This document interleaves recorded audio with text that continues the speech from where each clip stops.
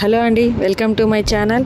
మీరు మన ఛానల్ని ఫస్ట్ టైం కనుక చూస్తున్నట్టే సబ్స్క్రైబ్ చేయండి, ఇంకా లైక్ కూడా చేయండి. మీరు లైక్ చేయడం వల్ల మన ఈ వీడియో అనేది చాలామందికి రీచ్ అవుతుంది, వాళ్ళకి ఉపయోగపడుతుంది. ఈరోజు నేను మీకు ఈ వీడియోలో అటుకుల కేసరి అనేది ఎలా తయారు చేసుకోవాలో చెప్తానన్నమాట. నవరాత్రులు వస్తున్నాయి కదా, అమ్మవారికి ప్రసాదం లాగా అయితే చాలా బాగుంటుంది. ముందుగా నేను ఒక కప్పు అటుకులు అయితే తీసుకున్నాను. దాన్ని ఒక 2-3 టైమ్స్ అయితే వాష్ చేసుకోవాలి. అలా వాష్ చేసుకొని తర్వాత కొంచెం వాటర్ అనేది వేసుకొని అవి ఒక 5 మినిట్స్ పాటు నాననివ్వాలి. అలా వాటిని ఒక పక్కన పెట్టుకోవాలన్నమాట. తర్వాత ఒక బాండీలో కొంచెం ఆయిల్ కానీ నెయ్యి కానీ వేసి డ్రై ఫ్రూట్స్ అనేది వేసి వేయించుకోవాలి. లైట్ గోల్డెన్ కలర్ వచ్చేంత వరకు వేయించుకోవాలి. డ్రై ఫ్రూట్స్ అనేది వేగిన తర్వాత ఒక పక్కన అయితే పెట్టుకోవాలి. నేను ఇప్పుడు అదే బాండీలో ఒక కప్పు అటుకులకి 1/4 కప్పు బెల్లం అయితే తీసుకున్నాను అనమాట. మీరు కొంచెం స్వీట్ అనేది తక్కువ తినేటట్టయితే అరకప్పు అయితే సరిపోతుంది. దానికి ఒక 1/4 కప్పు వాటర్ అయితే వేసుకున్నాను. అవి బాగా మరిగించుకోవాలి.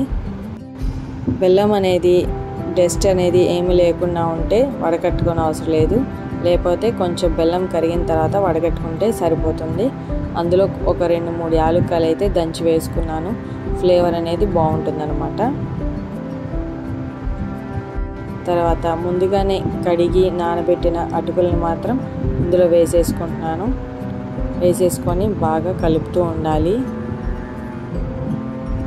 అది అడుగంటుతుందన్నమాట, కానీ అలా అడుగంటకుండా బాగా కలుపుతూనే ఉండాలి. టేస్ట్ కోసం కొంచెం సాల్ట్ అయితే యాడ్ చేసుకున్నాను. తర్వాత మళ్ళీ ఒకసారి కలుపుకుంటున్నాను. అడుగంటకుండా బాగా కలుపుకోవాలి.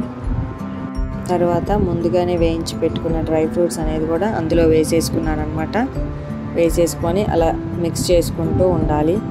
కొంచెం సిమ్ టు మీడియంలో పెట్టుకొని వేయించుకుంటా కలుపుకుంటూ ఉంటే చాలా బాగుంటుంది, అడుగంటకుండా ఉంటుంది.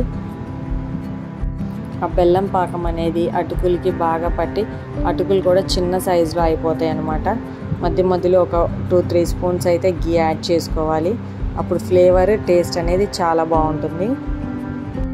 నవరాత్రుల్లో అమ్మవారికి డైలీ ఏదో ప్రసాదం అయితే చేసి పెడతాం కదా, అందులో ఇదొక వెరైటీ అనమాట. అమ్మవారికి అయితే చాలా ఇష్టము అటుకుల కేసరి.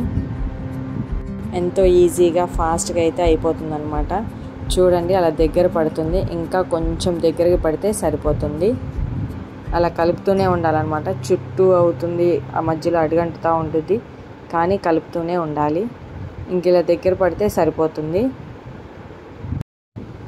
దీన్ని ఒక బౌల్లోకి సర్వ్ చేసుకుంటే టేస్ట్ అయితే చాలా బాగుంటుంది. ఇది మనకి హెల్దీ కూడా. అటుకులు అనేది, బెల్లం అనేది కానీ, డ్రై ఫ్రూట్స్ అనేది కానీ, మనం యాడ్ చేసుకునే గీ కానీ ఎంతో హెల్దీ అనమాట. ఒకసారి మీరు కూడా ట్రై చేసి కామెంట్ చేయండి. మీకు కనుక ఈ వీడియో నచ్చినట్టయితే సబ్స్క్రైబ్ చేయండి, ఇంకా లైక్ కూడా చేయండి. Thank you.